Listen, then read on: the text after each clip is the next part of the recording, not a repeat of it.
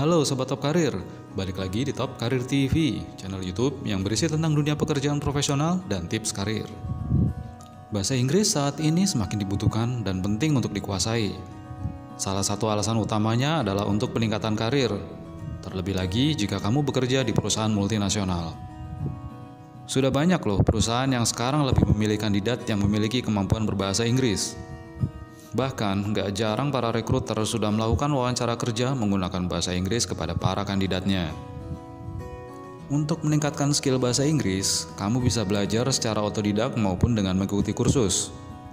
Atau kamu juga bisa mengikuti program pembelajaran bahasa Inggris di tempat yang seru seperti di Kampung Inggris. Nah, Sobat Top Karir, kali ini Top Karir TV mendapat kesempatan untuk mewawancarai Muhammad Ridho, seorang akademik manajer Kampung Inggrism yang merupakan salah satu dari sekitar 200-an lembaga pelatihan bahasa Inggris yang ada di Kampung Inggris, Kediri. Yuk, simak wawancara santainya berikut ini. Oke, terima kasih. Salam kenal. Perkenalkan di sini nama saya Muhammad Ridho Fadli. Saya berasal dari Kota Medan. Saya berusia 28 tahun. Saya bekerja di salah satu kursus bahasa Inggris sebagai academic manager selama sudah 3 tahun. Itu saja. Terima kasih.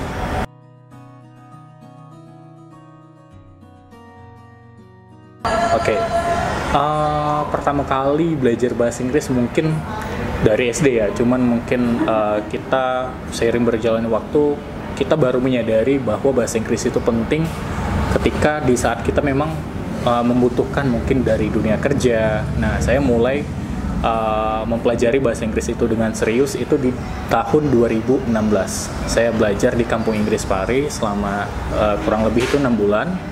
Nah, di situ saya belajar banyak program tentang speaking, ya, tentang pengucapan yang benar itu seperti apa. Dan saya motivasi saya untuk ngajar bahasa Inggris itu adalah karena saya melihat pendidikan di Indonesia itu butuh ada namanya inovasi, ya, butuh ada yang namanya pembaharuan tentang metode, tentang banyak hal yang memang itu perlu diperbaiki. Nah, jadi saya mendedikasikan diri saya untuk menjadi pengajar bahasa Inggris dari tahun 2016 sampai sekarang.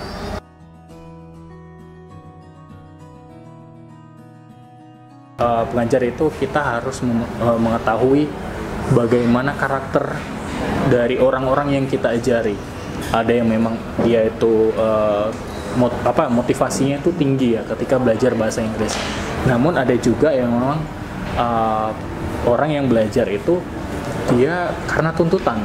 Jadi tidak ada dorongan yang kuat ketika belajar bahasa Inggris. Ya mungkin ikut-ikutan, ada juga ya ketika belajar bahasa Inggris di Pare gitu. Cuman memang ketika kita bisa mengajar bahasa Inggris dan itu punya dampak yang positif, yang signifikan, yang besar terhadap seseorang, itu tak ternilai harganya. Jadi ada kepuasan, ada kesenangan tersendiri dari saya pribadi ketika saya bisa ngajarin orang dan orang itu bisa mendapatkan hidup yang lebih baik. Saya beberapa kali mengajar dosen S2. Jadi ada 2 dosen ya saat itu, yang ada satu di Universitas Negeri Malang ya. Beliau itu kebutuhannya adalah beliau itu ingin conference. Jadi ada tuntutan memang untuk belajar bahasa Inggris dan itu mempresentasikan jurnal kah atau presentasi tentang penelitian gitu, dan itu di Singapura. Jadi beliau itu butuh melatih bahasa Inggrisnya, bagaimana sih penyampaian dalam bahasa Inggris yang baik dan benar. Di samping itu ada juga dosen S3 ya, dosen S3 di Universitas Brawijaya. Nah, jadi beliau itu butuh tentang bahasa Inggris. Kenapa? Karena memang kliennya itu adalah investor-investor dari luar negeri, ya. Jadi kecakapan atau kemampuan dalam bahasa Inggris itu sangat dibutuhkan. Buat saya pendidikan itu bukan mulu-mulu tentang uang, tapi bagaimana kita kasih dampak yang positif kehidupan orang lain gitu. Itu yang memang yang masih saya ingat sampai saat ini.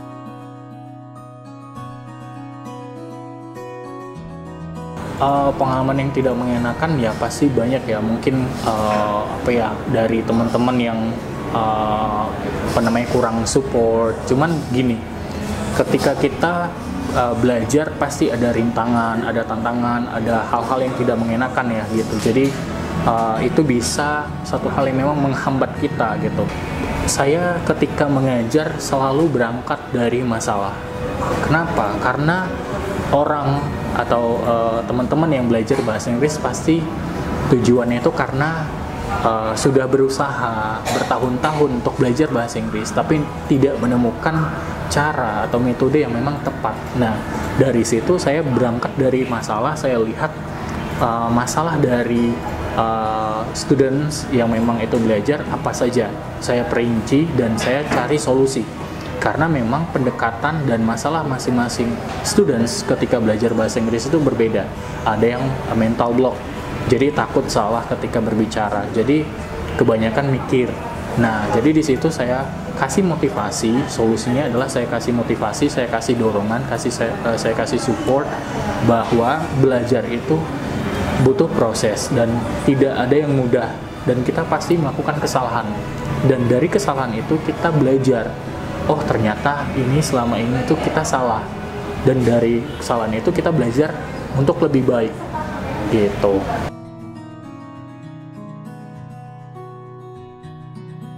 Pertama kali belajar bahasa Inggris mungkin dari SD ya, cuman mungkin kita seiring berjalannya waktu kita baru menyadari bahwa bahasa Inggris itu penting ketika di saat kita memang membutuhkan mungkin dari dunia kerja. Nah, saya mulai mempelajari bahasa Inggris itu dengan serius itu di tahun 2016.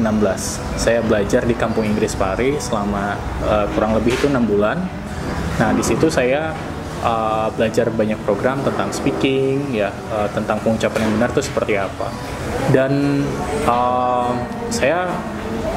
motivasi saya untuk ngajar bahasa Inggris itu adalah karena saya melihat pendidikan di Indonesia itu butuh ada namanya inovasi ya, butuh ada yang namanya pembaharuan tentang metode, tentang banyak hal yang memang itu perlu diperbaiki. Nah, jadi saya mendedikasikan diri saya untuk menjadi pengajar bahasa Inggris dari tahun 2016 sampai sekarang.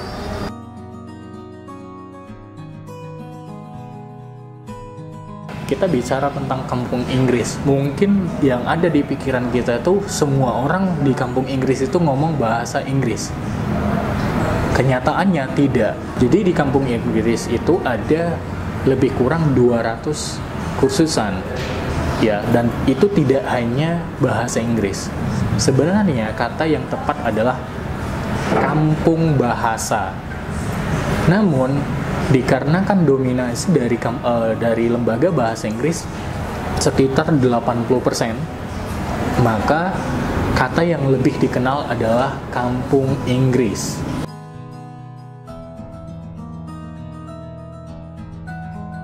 Apa sih yang dipelajari dari orang-orang ketika belajar ke kampung Inggris? Ada kosakata, ada pengucapan atau pronunciation, ada grammar, itu tata bahasa ya.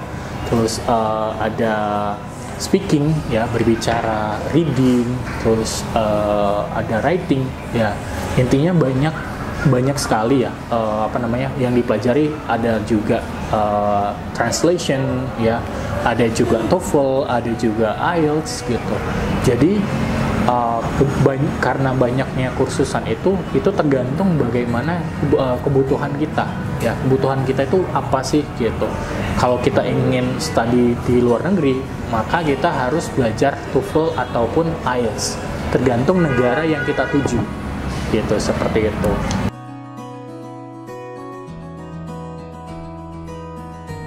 Secara umum metode belajar di kampung Inggris itu kita belajar mostly itu ada asramanya, asrama atau camp namanya. Jadi kita berkumpul di camp ya, atau dorm ya, asrama itu ya, itu tergantung berapa kapasitasnya. Nah, jadi di dorm itu ada beberapa kamar yang bisa ditempati sekitar 8 atau berapa ya, tergantung luas bangunan itu sendiri. Dan biasanya di dorm itu ada kelas-kelasnya. Nah, dari situlah kita bisa berinteraksi. Jadi di dorm atau di camp itu kita harus menggunakan bahasa Inggris. Kenapa? Karena itu adalah English area. Jadi orang yang menggunakan bahasa Indonesia itu biasanya akan dikenakan denda atau kenakan sanksi gitu. Jadi kita harus dipaksakan untuk berbicara bahasa Inggris di area tersebut gitu.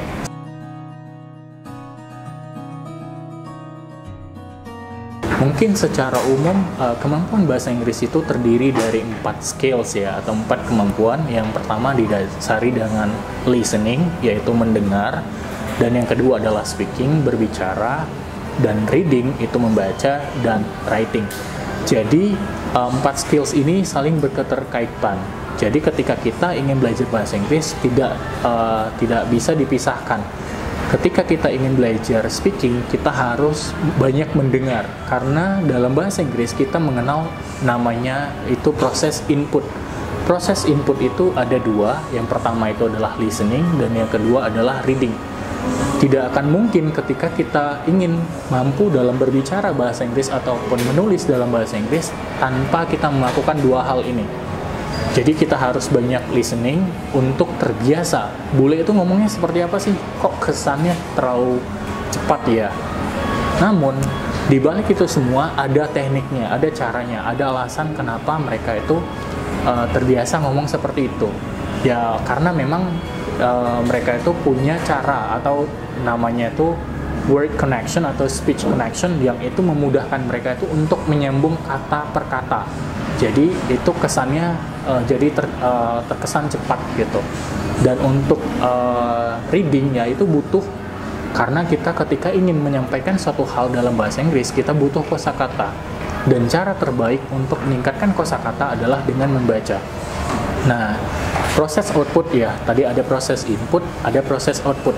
Proses output itu adalah proses yang kita lakukan setelah kita melakukan proses input. Akan percuma kita belajar bahasa Inggris hanya menjadi passive learner. Kita hanya banyak membaca, kita hanya banyak mendengarkan tanpa kita melakukan proses output. Proses output itu terdiri dari 2, yaitu speaking dan writing. Jadi ketika kita ingin berbicara dalam bahasa Inggris, kita sudah banyak mendengar, kita sudah banyak membaca, kita harus melakukan praktek. Ya, kita harus banyak ngomong. Jadi intinya kalau kita mau belajar bahasa Inggris, kita harus tahu cara-caranya gitu.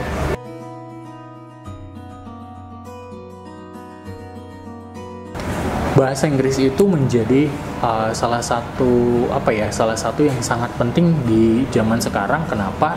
Karena di era global ya, era global sekarang itu kita banyak berinteraksi dengan orang asing, investor atau ekspatriat itu dari luar. Jadi bahasa Inggris itu sangat dibutuhkan.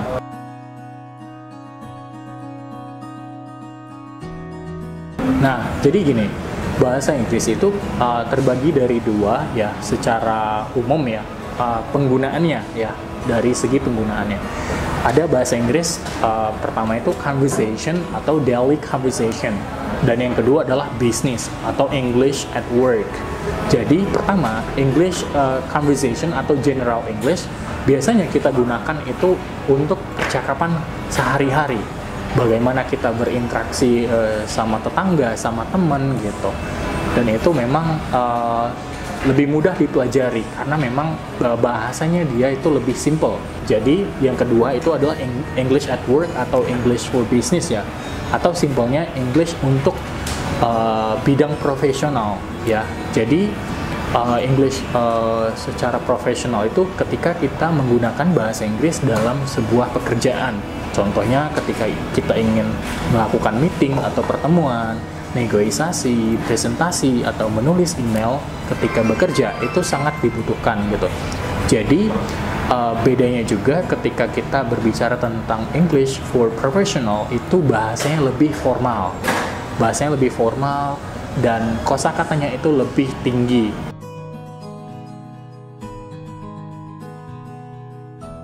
kalau British itu dia lebih banyak digunakan di sekolah-sekolah ya. Standarnya itu menggunakan standar Cambridge. Kenapa? Karena memang itu awal dari bahasa Inggris itu sendiri berasal dari British ya, Britannia Raya. Nah, cuman memang bahasa British itu dia lebih sulit untuk dipahami. Kenapa? Karena memang bahasanya itu tidak terdengar dengan jelas. Contoh misalnya ketika kita mau ngucapin kata air ya, bahasa Inggris dalam bahasa Indonesia itu air. Contohnya misalnya mereka akan ngucapin water atau water. Jadi bahasa yang seperti itu jadi cukup tidak familiar gitu. Nah, sedangkan American itu lebih banyak digunakan di American itu sendiri ya, ada 55 states ya, negara bagian, dan itu bahasanya jauh lebih mudah dipahami. Contoh tadi water. Nah, water. Kalau British dia water, ada jadi dia bahasanya cukup lebih dikenal masyarakat Indonesia, dan bahasanya kosakatanya juga itu juga lebih banyak dikenal di orang-orang yang belajar bahasa Inggris itu sendiri. Memang cukup banyak ya kalau perbedaan antara British dan American itu ada dari segi kosakatanya. Contoh misalnya kita mengenal lift ya. Lift itu British, tapi kalau dalam American mereka nggak mengenal lift, tapi elevator. Nah, itu contoh konkret ya. Misalnya apartment itu adalah American, tapi kalau British mereka bilangnya flat. Jadi kosakata. Dan selanjutnya adalah pengucapan. Tadi udah dikasih tahu pengucapan. Contoh misalnya dari British itu ada water. Dan kalau American itu water, jadi dia jauh lebih jelas. Dan secara grammar itu dia berbeda juga. Sedangkan Australia English itu campuran dari British dan American. Namun itu Australian itu lebih dominan adalah British. Dan itu sebabnya kenapa ketika kita ingin studi di Australian itu lebih dibutuhkan IELTS, bukan TOEFL. Ya, karena memang presentasi penggunaan British itu lebih dominan di Australian, dan bahasanya juga lebih ada kosakata yang berbeda atau idioms. Ya, idioms itu seperti perumpamaan atau slang gitu. Jadi seperti itu simpelnya, Mas.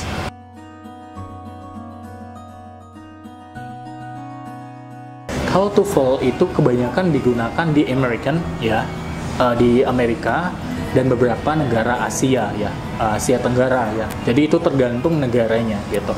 Nah, TOEFL itu sendiri terdiri dari 3 kemampuan biasanya ya. Ada listening, ada structure, ada reading. Namun untuk TOEFL IBT ya, TOEFL itu ada TOEFL IBT, ada ITP ya, ada CBT, itu banyak ya.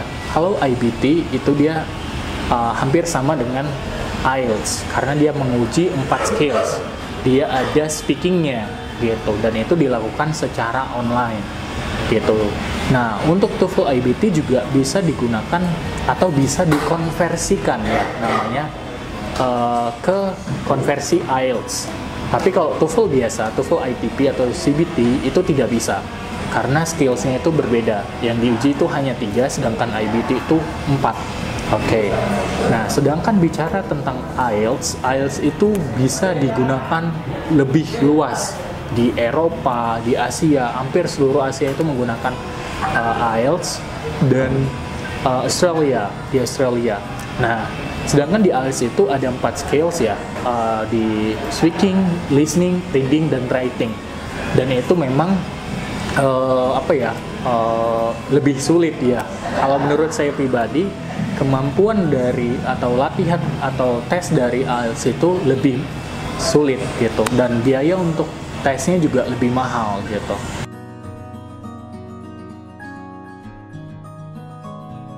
Pada dasarnya, ketika kita ingin belajar suatu hal, khusus bahasa Inggris, kita butuh pembiasaan. Ya, jadi hal yang sangat-sangat fundamental, sangat mendasar yang harus kita miliki atau harus kita bentuk adalah kebiasaan. Menurut penelitian, kita bisa membutuhkan 20 hari, 30 hari, atau bahkan lebih ya, untuk membentuk kebiasaan baru. Nah, biasanya, kalau menurut pengalaman yang saya lakukan selama ini, saya ajar student saya untuk ngajar bahasa Inggris, itu butuh 3 bulan, 2-3 bulan, dan itu pengalaman saya pribadi juga. Jadi butuh antara 2-3 bulan buat kita lancar, bukan bisa ya, lancar berbahasa Inggris gitu. Dan kalau kita ingin mendapatkan accent yang bagus, itu butuh 6 bulan bahkan lebih gitu.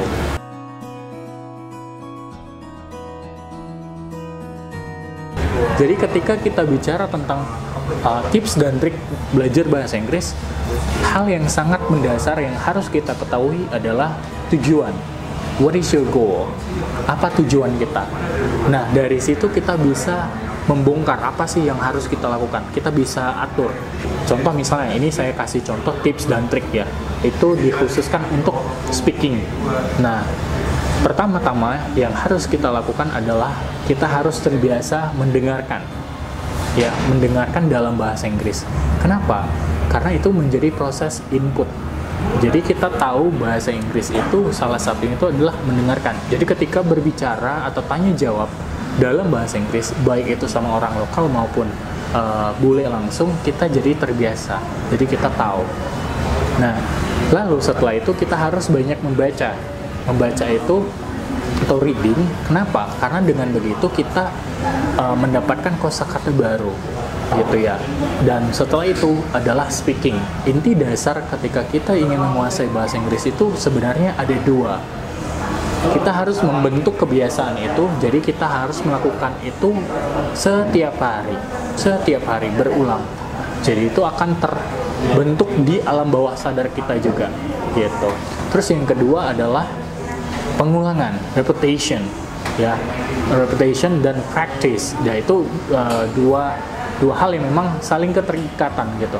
Jadi ketika kita ingin menguasai bahasa Inggris itu sendiri, kita harus konsisten melakukan itu setiap hari. Repetition, pengulangan. Dan itu kita harus lakukan untuk terbiasa untuk praktek dalam bahasa Inggris.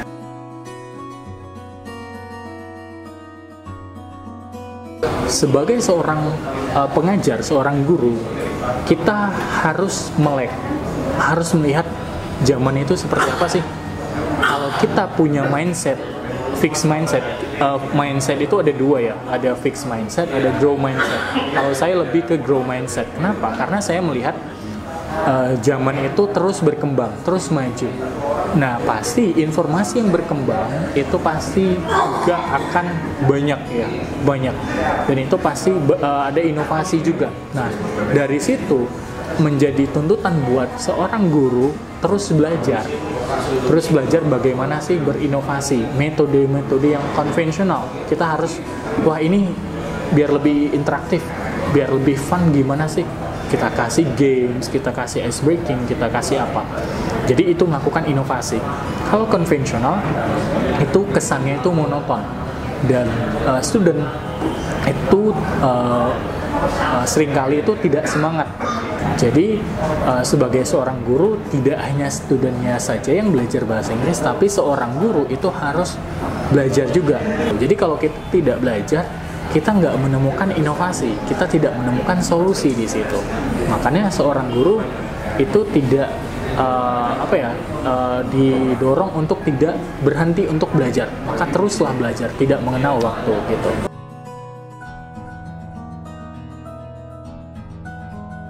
Kebanyakan orang yang belajar bahasa Inggris itu adalah karena tuntutan, ya ada tekanan gitu.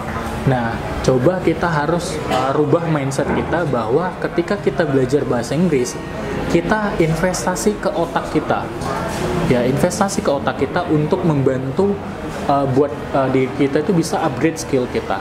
Jadi tidak ada namanya beban ketika kita belajar, kita plong gitu, kita benar-benar dari niat kita, dari diri kita untuk belajar bahasa Inggris gitu. Jadi dengan begitu kita juga jadi lebih termotivasi.